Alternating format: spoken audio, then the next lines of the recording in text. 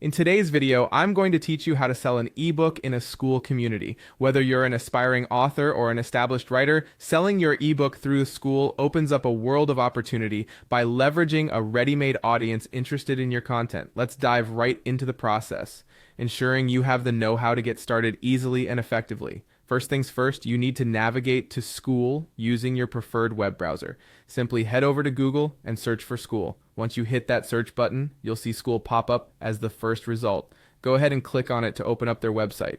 If you already have a Skool account, go ahead and log in. If not, you'll need to create one, but for today's tutorial, we're going to assume you're already set up. After logging in, take a look at the upper left corner of your screen. You're going to see two arrows there.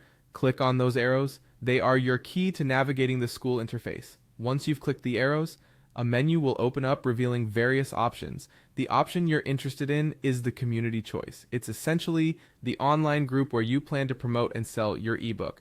Click on your chosen community to dive in. Now that you're inside your chosen community, locate the classroom section. The classroom is where you can organize and present your content like courses, webinars, or in this case, your ebook. Once you're displayed the classroom view, your next focus will be on creating a new course. So look for the new course button and click on it. Here you will be prompted to enter a course name. Simply type in the name you wish to use for your ebook listing. Make it catchy and relevant, something that will grab attention instantly.